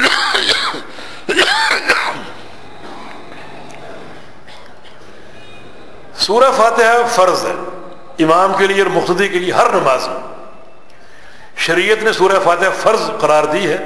لا صلاۃ الا بفاتحۃ الکتاب فرض قرار دی ہے قیام میں. لیکن سورہ فاتحہ پڑھنے کے محل کا تعین نہیں کیا. یہ کہا کہ سورہ فاتحہ ضرور پڑھنی، یہ نہیں بتایا کہ کب پڑھنی، یہ نہیں بتایا. قیام میں آپ نے پوری کرنی. اس لیے کسی تکلف کی ضرورت نہیں ہے، کسی تکلف کی ضرورت نہیں. اگر کسی مسجد میں امام سورہ فاتحہ پڑھتا ہے، ہر آیت پر ٹھہرتا ہے، اس کے وقف میں آپ سورہ فاتحہ وہ آیت پڑھ سکتے ہیں تو کوئی حرج نہیں، مستحسن ہے. اگر وہ وقف نہیں کر رہا اور کوئی سانس نہیں لے رہا بلکہ جلدی اگلی آیت شروع کر دیتا ہے تو آپ امام کی قرات کے دوران قرات کر سکتے ہیں. اس کے لیے یہ کہنا کہ امام کے اس آخری سجدے کا انتظار کیا جائے، اس سجدے کا شریعت نے ذکر کیا ہے، لیکن کسی طویل سجدے کا ذکر نبی اسلام کے فرامین سے یا سلف صالحین کے عمل سے نہیں ملتا. یعنی قرات آپ ختم کرتے، تھوڑا سا آپ سانس لیتے، پھر آپ رکوع میں چلے جاتے. کوئی ایسی حدیث میری نظر سے نہیں گزری کہ اس سجدے کا مقصد مقتدیوں کو سورہ فاتحہ پڑھنے کی مہلت دینا ہے. واللہ اعلم، میری نظر میں ایسی کوئی حدیث نہیں ہے. سورہ فاتحہ پڑھنا فرض ہے، یہ فرضیت شریعت نے رکھی ہے، لیکن کب پڑھنی ہے اس کا تعین نہیں ہے. نبی اسلام کی حدیث ہے کہ جب میں جہری قرات کر رہا ہوں فلا تقرؤوا بشیء من القرآن اذا جہرت الا بأم القرآن، کہ جب میں جہری قرات کر رہا ہوں تو تم میری قرات کے دوران کچھ نہ پڑھا کرو سوائے سورہ فاتحہ کے. اس حدیث سے ثابت ہو رہا ہے کہ امام کی قرات کے دوران مقتدی سورہ فاتحہ پڑھ سکتا ہے. تو اس کے لیے سختوں کا تکلف یہ میرے ناقص علم کے مطابق کسی حدیث میں نہیں ملتا کہ اس سجدے کا مقصد مقتدیوں کو سورہ فاتحہ پڑھنے کا موقع دینا ہے. چھوٹا سا سجدہ ہوتا ہے، تھوڑا سا سانس لینا اور پھر رکوع میں چلے جانا، یہ اس حد تک تو ہے. لیکن سورہ فاتحہ کے لیے طویل سجدہ میرے ناقص علم کے مطابق کسی حدیث سے ثابت نہیں ہے. واللہ اعلم. تشہد میں انگلیاں کس طرح رکھیں آپ اشارہ کرتے بتا دیں. طریقے ہیں. ایک دوران تشہد انگلی کو کھڑا کرنا، یقیموں کے الفاظ ہیں کہ انگلی کو آپ کھڑا کرتے تھے، کھڑا کریں. بعض حدیث میں انحناء کا ذکر آتا ہے کہ تھوڑا سا خم دے کر کھڑا کریں. یہ خم والی حدیث ضعیف ہے، اور کھڑا کرنے والی حدیث زیادہ قوی ہے. اور اس میں ایک مصلحت اور بھی ہے کہ کھڑا کرنے کی صورت میں انگلی کا رخ پورا قبلے کی طرف ہوگا. انحناء کریں گے تو زمین کی طرف ہوگا، کھڑا کریں گے تو انگلی قبلے کی طرف ہوگی. تو یہ ہے ایک حالت انگلی کے اشارے کی. دوسرا، بعض حدیث میں انگلی کی تحریک اور اشارے کا ذکر ہے، وہ دعا کے ساتھ مقید ہے. یشیر و یدعو کہ اللہ کے پیغمبر دعائیں مانگتے جاتے اور انگلی سے آپ حرکت تحریک بھی فرماتے. تو اب بعض حدیث میں اقامت الاصبع کا ذکر، انگلی کو کھڑا کرنا، اور بعض میں اشارہ اور تحریک کا، انگلی کو ہلانا. ان دونوں حدیث میں تطبیق یہ ہے کہ آپ شروع میں انگلی کھڑی رکھیں اور جب دعائیں شروع ہو جائیں تو انگلی کی تحریک آپ شروع کر دیں. تو اس طرح ان دو مختلف احادیث میں جمع اور تطبیق کی شکل ممکن ہوگی. انحناء والی حدیث اس کو علماء نے ضعیف کہا ہے. جی. کیش اور ادھار کاروبار میں قیمتوں کے فرق میں کیا سود کا اثر شامل ہے؟ یہ سودا درست ہے 3 چیزوں کے تعین کے ساتھ. ایک یہ کہ سودا کیا ہے، کس چیز کا، کیا خرید و فروخت ہو رہی، وہ مال متعین ہو کہ یہ مال اس کا سودا ہو رہا ہے. دوسرا یہ کہ اس کی قیمت متعین ہو، جو بھی ہو، نقد ہو یا ادھار ہو، نقد کی جو قیمت ہے وہ اس کا تعین ہو، یا ادھار اگر دینا چاہ رہے یا لینا چاہ رہے اس کا تعین ہو. بے شک کمی بیشی اور تفاوت کے ساتھ ہی کیوں نہ ہو، لیکن ایک قیمت طے ہو، دوسری ختم ہو، دونوں قیمتوں کا ابہام نہ ہو. اور تیسری شرط یہ ہے کہ اگر ادھار سودا ہو رہا ہے تو مدت کا تعین ہو، یہ سودا کتنے عرصے کے لیے ہے اور یہ رقم کی ادائیگی 6 ماہ میں ہوگی، 1 سال میں ہوگی، مدت کا تعین ہو. جب یہ 3 چیزیں متعین ہو جائیں تو پھر یہ سودا درست ہے. اس کے بعد اس میں کمی بیشی کرنا، کوئی تبدیلی کرنا، وقت سے پہلے اگر مال یا قیمت دے دی تو اس میں کمی کر دینا، وقت کے بعد اگر دی تو اس میں اضافہ کرنا، اس قسم کی کمی بیشی کی صورتیں ابہام پر منتج ہوتی ہیں، جو کہ جائز نہیں ہے. سارا معاملہ صراحت کے ساتھ ہو.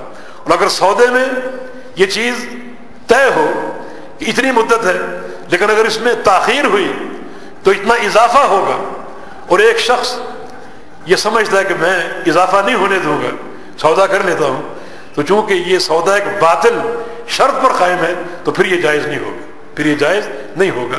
یعنی ایگریمنٹ میں یا معاملے میں ایسی کوئی شرط جو کتاب و سنت کے خلاف ہے، اس شرط پر سودا نہیں ہو سکتا. گو آپ کو یقین ہو کہ میں مدت بڑھنے نہیں دوں گا، لیکن پھر بھی چونکہ شرط باطل ہے اس لیے پھر سودا درست نہیں ہوگا. 3 چیزوں کا پورا تعین ہو بغیر کسی ابہام کے، پھر یہ درست ہے. واللہ اعلم. ویسے اس مسئلے میں علماء کا اختلاف ہے، اور بہت سے علماء نے اس کے جواز کا فتویٰ دیا ہے. اس لیے آج دنیا میں تقریباً ہر اسلامی ملک میں، سعودی عرب ہے، کویت ہے، امارات وغیرہ، ہر ملک میں یہ قسطوں کا کاروبار چل رہا ہے. باقی ہمیں ایک تشویش یہ ہے، یہ سودا اگر بینک کے ذریعے ہے تو چونکہ یہ ایک ریلیف آپ لے رہے ہیں اور ایک سہولت آپ لے رہے ہیں ایک ایسے ادارے سے جو کہ سودی ہے، تو سودی ادارے سے کوئی سہولت لینا یہ محل نظر ہے. اگر یہ کام کوئی دکاندار کر رہا ہے، کوئی کمپنی کر رہی ہے تو پھر جواز کی شکل ہے، لیکن سودی ادارے سے نہیں، کیونکہ سودی ادارے سے آپ ایک سہولت لے رہے ہیں جو کہ درست نہیں ہے. ویڈیو درست دیکھنے کے بارے میں شرعی حکم کیا ہے؟ ویڈیو کی اساس فوٹو ہے، تصویر ہے، اور تصویر کے احکام بڑے سخت. نبی علیہ السلام کا فرمان ہے کہ اِنَّ شَدَّ النَّاسِ عَذَابًا یوم القیامہ المصورون، کہ سب سے سخت عذاب قیامت کے مصورین کو ہوگا. اور فرمایا کہ اِنَّ شَدَّ النَّاسِ عَذَابًا یوم القیامہ الَّذِينَ یُضَاهُونَ بِخَلْقِ اللَّهِ، کہ سب سے سخت عذاب ان کو ہوگا جو اللہ کی خلق کے ساتھ تشبہ پیدا کرتے ہیں، یہ تصویریں بناتے ہیں یا بنواتے ہیں. حدیث میں آتا ہے کہ قیامت کے روز مصور کو بلایا جائے گا اور اس کی تصویر کو بھی، اور اللہ فرمائے گا کہ اس میں روح پھونکو، ڈھانچہ تم بنائے تھے آج روح پھونکو. تو پھر یہ معاملہ بہت ہی جو ہے وہ سخت وعید کا حامل ہے. ان وعیدوں کو پڑھ کر یقیناً دل کانپ اٹھتا ہے کہ تصویر سے انسان کوئی شغل رکھے یا تصویر بنائے یا بنوائے کسی مقصد کے خاطر. یعنی دروس وغیرہ ہیں یا دعوت کی ایک مہم ہے، بھائی تصویر کی جو حرمت کی اساس اس پر غور کرو. یعنی کچھ لوگ کہتے ہیں کہ کون سا کوئی ہم فلمیں دیکھ رہے ہیں، فلمیں بنوا رہے ہیں، یہ فلمی ایکٹر کی فوٹو لے رہے ہیں، یہ ایکٹرس کی فوٹو لے رہے ہیں. یہ تو نہیں. میں سمجھتا ہوں واللہ اعلم کہ ایک فلمی ایکٹر کی فوٹو کی بجائے ایک عالم کی فوٹو زیادہ خطرناک ہے. کیوں؟ اس لیے کہ عالم کی فوٹو میں تقدس ہے. تصویر کی حرمت کی وجہ کیا ہے؟ شرک کا ظہور. یعنی قوم نوح میں جو شرک آیا وہ انہی مجسموں کی بنا پر اور تصویروں کی بنا پر آیا. آہستہ آہستہ ان کا لوگوں نے احترام کیا، پھر ان کی اولادیں آئیں، انہوں نے ایک قدم اور آگے بڑھ کر غلوب اختیار کیا حتیٰ کہ ان کی پوجا شروع ہو گئی. تو یہ پوجا کسی ایکٹر کی نہیں ہو سکتی، ہاں ایک عالم کی ہو سکتی جس کا تقدس، جس کا احترام آپ کے دل میں ہو. آپ کے گھر میں اس کی فوٹو ہے تو آگے چل کر وہ فوٹو آپ کی اولادوں کو، پوتوں کو گمراہ کر سکتی ہے. اس لیے یہ شناعت ایک عالم کی فوٹو میں زیادہ ہے. جو آپ کا سوال ہے، اگر ایک عالم کی ویڈیو جو ہے وہ کوئی درس کی کیسٹ ہے، اسے دیکھنا کیسا ہے، تو یہ دیکھنا یہ چھوٹا ایک معذور ہے، اور بنوانا اور بنانا یہ بڑا گناہ ہے. دیکھنے کی حد تک کوئی حرج نہیں ہے، دیکھی جا سکتی ہے، اگرچہ دیکھنے میں اس فوٹو کی ایک تائید کو مشہور کرنے والی بات ہوتی ہے. لیکن بہرحال کسی درس سے استفادہ آپ کرنا چاہتے ہیں تو کر لیجئے، لیکن بنانا اور بنوانا یہ تصویر کے زمرے میں ہے اور درست نہیں. کیا رسول اللہ صلی اللہ علیہ وسلم سے آب زمزم کے علاوہ کھڑے ہو کر پانی پینا ثابت ہے؟ جی ہاں، نبی علیہ السلام کا ایک معلق مشکیزے سے جو چھت سے لٹک رہا تھا اس کو آپ نے کھولا اور اس میں سے پانی پیا. جائز ہے، درست ہے. کھڑے ہو کر پانی پینا جائز ہے، لیکن یہ مستحب کے خلاف ہے، کیونکہ پیغمبر علیہ السلام کا فرمان ہے کہ جو شخص کھڑے ہو کر کھائے یا پیے وہ قے کر لے. یعنی یہ ایک وعید ہے، ایک زجر، ایک ڈانٹ اور توبیخ کا انداز ہے. لیکن جواز کی احادیث موجود ہیں اور صحابہ کا عمل بھی موجود ہے. کیا مسلمانوں کے لیے یہ جائز ہے کہ وہ اپنا امیر مقرر کیے بغیر زندگی بسر کریں؟ یہ امیر مقرر کیسے ہوتا ہے؟ میں یہ سمجھ نہیں سکا. امیر مقرر کیسے ہوتا ہے؟ امارت کا نظام یہ ایک وہمی نظام ہے، کسبی نظام نہیں. آج کل لوگ نعرے لگاتے ہیں کہ ہماری سیاست قیام خلافت. یہ نعرہ غیر شرعی. خلافت قائم ہوتی ہے، کی نہیں جاتی. ایک داعی اپنے گھر سے نکلے خلافت قائم کرنے کے لیے، ایسا نہیں. آپ کا کام وہ ہے جو انبیاء نے کیا، اور وہ کیا ہے؟ قولوا لا الہ الا اللہ. دعوت دین، دعوت دیں، لوگوں کی اصلاح کریں. اللہ تعالیٰ اگر چاہے گا تو خلافت اور امارت کا نظام قائم کر دے گا.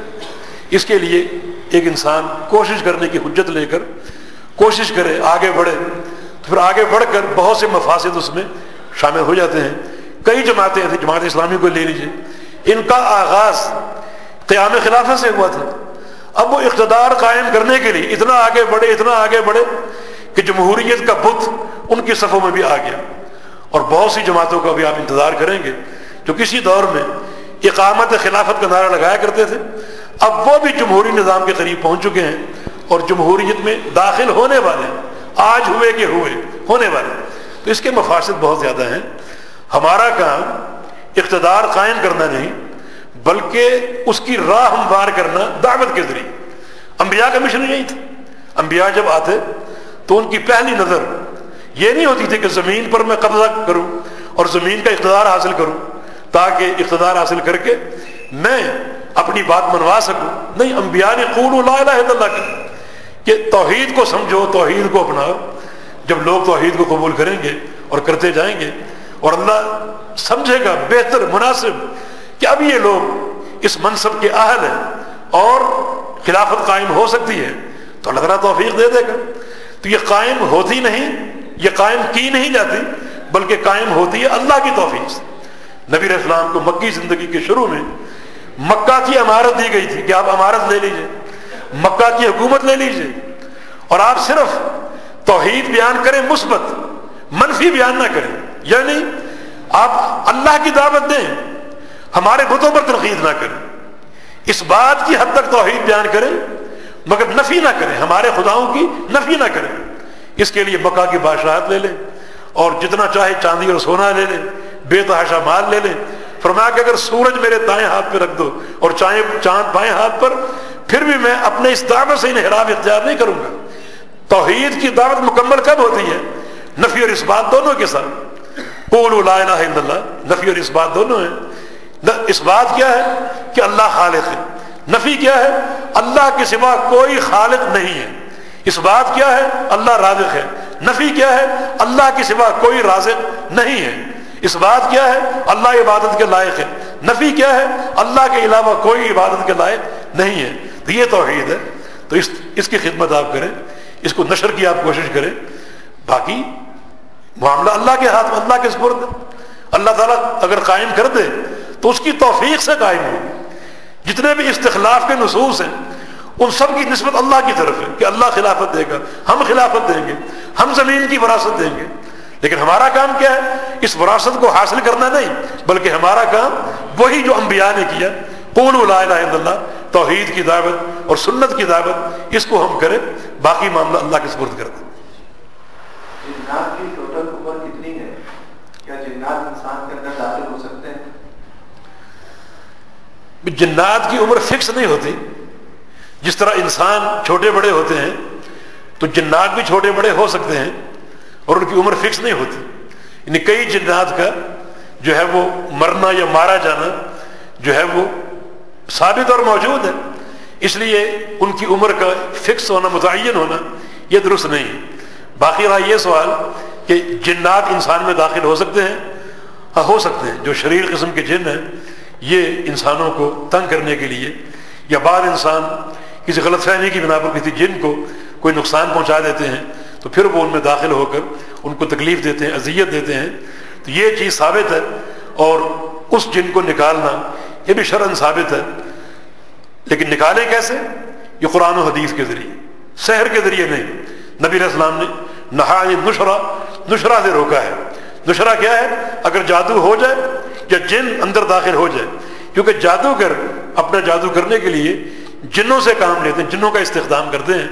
تو اگر جادو ہو جائے اور جن آپ پہ سرایت کر جائے تو آپ نے فرمایا اس کو جادو سے مت نکالو، اس سے روکا آپ نے. لیکن کتاب اللہ سے، آیات مبارکہ سے، شرعی اذکار سے، اللہ تعالیٰ کے اسماء و صفات سے جنوں کو نکالنا یہ مستحسن ہے اور ایک بڑی خدمت ہے دین کی. جو لوگ روبری کا کام کرتے ہیں وہ اپنا کمیشن پرسنٹیج کے حساب سے دیتے ہیں، شریعت میں کتنی پرسنٹیج جائز ہے؟ بروکری میں اپنا کمیشن پرسنٹیج پر لینا درست ہے. یعنی جو بھی طے ہو جائے، المسلمون علی شروطہم، مسلمان اپنی شرط پر ہیں، 1%، 2%، جو بھی طرفین میں طے ہو جائے تو وہ لے سکتے ہیں اور وہ دے سکتے ہیں.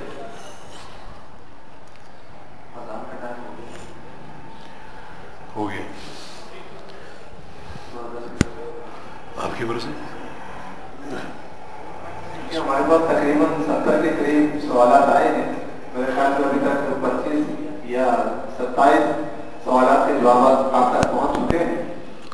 یا تو یہ کہتے ہیں کہ 10 منٹ اور آگے، یا پھر آپ شیخ صاحب سے گزارش کر سکتے ہیں کہ آئندہ کسی پروگرام کو جاری رکھیں گے، کسی آئندہ ماہانہ تحقیقی پروگرام کے اندر ٹائم دے دیں تو ہمارے لیے بہت خوش نصیبی کی بات ہے. جیسے آپ چاہیں، ابھی کرنا چاہیں، بعد میں وقت لینا چاہیں تو میں تیار ہوں. اگر 10 منٹ اور کر لیں اور پھر اذان ہو جائے اور وضو کا 5 منٹ کا ٹائم دے دیں، کوئی حرج نہیں.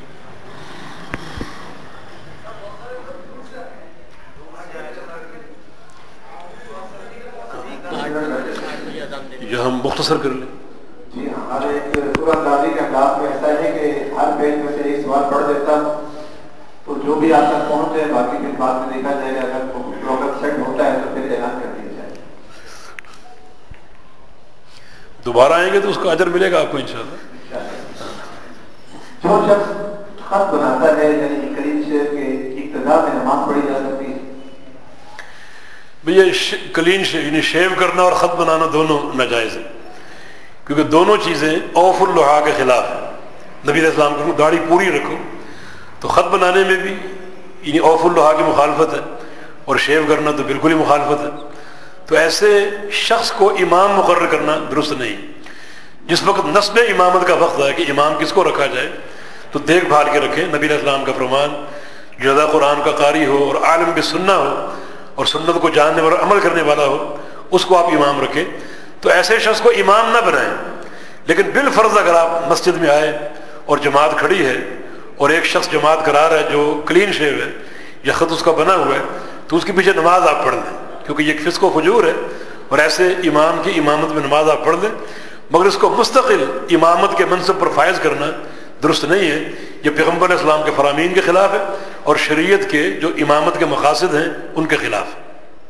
اگر مغرب کی نماز نہ پڑھی ہو اور عشاء کی نماز ہو رہی ہو تو کس ترتیب کے ساتھ نماز پڑھی جائے؟ جو نماز کی ترتیب ہے. ہماری ترتیب یہ ہے کہ پہلے مغرب پھر عشاء. آپ نے مغرب نہیں پڑھی اور عشاء کا وقت ہو چکا اور عشاء کی جماعت قائم ہے تو آپ مغرب میں شامل ہوں عشاء کی نیت سے, اور پھر جب جماعت ختم ہو آپ کی مغرب ہو چکی تو پھر آپ عشاء بعد میں پڑھیں. اس میں اشکال آپ کے ذہن میں یہ ہوگا کہ عشاء کی 4 رکعت اور مغرب کی 3 رکعت ہے, کوئی حرج نہیں, ایک رکعت آپ کی نفل کے طور پہ ادا ہو جائے گی, اس کا آپ کو اجر ملے گا. لیکن نمازوں کی ترتیب بہت ضروری ہے. اگر آپ عشاء کی نماز پڑھیں اور مغرب کی نماز آپ کو معلوم آپ نے نہیں پڑھی تو آپ کی عشاء کی نماز ہو ہی نہیں سکتی. صرف شریعت نے ایک شکل کو استثناء دیا ہے اور وہ ہے بھول جانا. جو نماز بھول جائے, آپ نے عشاء کی نماز پڑھ لی اور آپ کو مغرب بھول چکی, اب عشاء آپ نے پڑھ لی, اب آپ کو یاد آیا کہ آپ نے مغرب نہیں پڑھی, تو اس کو شریعت نے قابل معافی قرار دیا ہے. اب آپ مغرب پڑھ لیں, اگرچہ ترتیب معکوس ہو گئی ہے لیکن یہ ایک استثنائی شکل ہے. لیکن اگر آپ کو پتہ ہے اور یاد ہے کہ آپ نے مغرب نہیں پڑھی اور عشاء پڑھنا چاہتے ہیں تو وہ عشاء کی نماز نہیں ہوگی. کیا اس مفہوم کی کوئی حدیث موجود ہے کہ جہاد کا قیامت جاری رہے گا یا ہاتھوں میں ہوتا رہے گا؟ ہاں, حدیث موجود ہے, الجہاد ماض الی یوم القیامہ. اور ایک اور حدیث میں یعنی جس میں دجال کا ذکر بھی ہے کہ اس وقت تک جہاد قائم ہے اور قیامت تک قائم رہے گا. لیکن اکثر لوگ اس حدیث کے فہم میں غلطی کھاتے ہیں. وہ سمجھتے ہیں کہ شاید جہاد ہمیشہ رہے گا, ہر روز ہوگا, ہر گھڑی ہوگا. یہ نہیں ہے. قیامت تک قائم رہے گا, لیکن جہاد ہوگا کب؟ جب اس کی ضرورت ہوگی. جہاد 2 ہیں, ایک جہاد باللسان ہے دعوت کا کام, اور ایک جہاد بالسنان تلوار سے جہاد. شریعت میں اصل جہاد باللسان ہے, یہ ہر آن ہے, ہر روز ہے, ہر گھڑی ہے. دعوت کا کام ہر گھڑی, ہر آن, حتیٰ کہ میدان جہاد میں, میدان قتال میں بھی آپ کا آغاز جہاد باللسان سے ہوگا. دشمن کو دعوت دے اسلام کی اور توحید کی. اس کا نمبر بعد میں پیغمبر علیہ السلام کی حدیث ہے کہ اسلام رجل واحد خیر لی من قتل الف کافر. میری زبان سے ایک کافر اسلام قبول کر لے یہ زیادہ بہتر ہے اس چیز سے کہ میری تلوار سے 1000 کفار کا قتل ہو. 1000 کفار کے قتل سے میری دعوت سے ایک کافر کا مسلمان ہونا زیادہ مجھے محبوب ہے اور پسندیدہ ہے. تو دعوت ہر وقت ہے, ہر گھڑی, ہر روز. کوئی آپ غلطی دیکھیں, آپ دعوت کا کام کریں اور اپنے بھائیوں کی اصلاح کا کام کریں, لیکن جہاد کب ہوگا؟ جب اس کی ضرورت ہوگی. وہ ضرورت کب ہے؟ ہماری دعوت چل رہی ہے, کوئی طاغوت اس دعوت کے راستے میں حائل ہو رہا ہے اور سینہ تان کے کھڑا ہو گیا, رکاوٹ بن رہا ہے, تو پھر اس گردن کو کاٹنے کے لیے, اس سینے کو توڑنے کے لیے, اس غرور کو توڑنے کے لیے آپ تلوار اٹھائیں. جب ہماری دعوت کے راستے میں روڑے اٹکائے جائیں, کیونکہ اصل دین دعوت پر قائم ہے, اصل اساس دعوت ہے. تو یہ اصل چیز ہے کہ دعوت ہر وقت ہے, لیکن جہاد بوقت ضرورت ہے. قیامت تک رہے گا, لیکن کب ہوگا؟ جب اس کی ضرورت ہوگی. اس کا معنی یہ نہیں کہ ہر وقت جہاد ہوگا, یہ معنی نہیں ہے, بلکہ امت اور وہ طائفہ جہاد میں رہے گا, لیکن جہاد کب کرے گا؟ جب اس کی ضرورت ہوگی. اللہ کے پیارے پیغمبر محمد رسول اللہ صلی اللہ علیہ وسلم, آپ کا آپ شیڈول آپ دیکھ لیں, آپ نے غزوہ احد کی, غزوہ بدر کیا, اور غزوہ بدر کے بعد غزوہ احد, ان کے درمیان تقریباً 1 سال کا وقفہ ہے. بیچ میں چھوٹی چھوٹی مہمات ہوئی ہوں گی, لیکن ہر وقت تو نہیں, ہر گھڑی تو نہیں. ہر وقت آپ نے دعوت کا کام کیا, ارشاد کا کام کیا, افہام و تفہیم کا کام کیا. لیکن تلوار کب اٹھائی؟ تلوار آپ کی نیام سے کب نکلی؟ جب اس کی ضرورت محسوس ہے. جی, صرف 2 سوالات کے جواب. 5 سال سے میاں بیوی میں بغیر کسی وجہ کے علیحدگی ہے, تو کیا ان کے درمیان طلاق واقع ہو جائے گی؟ کتنے عرصے تک علیحدگی سے طلاق واقع ہو جاتی ہے؟ علیحدگی سے طلاق واقع نہیں ہوتی، چاہے 100 سال بھی جدا رہیں، طلاق واقع ہوتی ہے دو صورتوں میں، شوہر طلاق دے دے یا بیوی خلع لے لے، ان دو صورتوں میں فسخ نکاح ہوتا ہے، باقی تیسری کوئی صورت نہیں ہے۔ کچھ جماعتیں ہیں ان کے امراء اپنے خط کے ذریعے کچھ نکاح فسخ کرتے ہیں، جماعت المسلمین، تو ان کے ہاں کوئی معاملہ ہوگا ایسا، لیکن ہماری شریعت میں فسخ نکاح جو ہے اس کی صرف دو صورتیں ہیں، مرد کا طلاق دینا اور عورت کا خلع جو ہے وہ لے لینا۔ نماز جنازہ اور نماز عیدین میں رفع الیدین کرنے کی کوئی حدیث بتا دیں۔ عبداللہ بن عباس کا عمل ہے، انہوں نے رفع الیدین کیا اور فرمایا کہ یہ سنت ہے۔ جب صحابی کسی مسئلے کو سنت کہتے تو اس کا حکم مرفوع کا ہوتا ہے۔ ایک سوال، کیا زکوٰۃ کے پیسے لے کر گھر کی مرمت کرائی جا سکتی ہے؟ اگر گھر کی ایسی ضرورت ہے جو قابل مرمت ہے، مثلا گھر بے پردہ ہے، چھت نہیں ہے اور اس کا بچوں پر اس کا اثر پڑتا ہے دھوپ کا، بارش کا، یا بے پردہ ہے تو اس کو پردہ دار بنانا ہے، یا بعض گھر غیر محفوظ ہوتے ہیں تو اس کو ذرا اونچا کروانا تاکہ وہ محفوظ ہو جائے، تو اس قسم کے مقاصد کے لیے اگر گھر کی تعمیر کی ضرورت ہے تو زکوٰۃ لی جا سکتی۔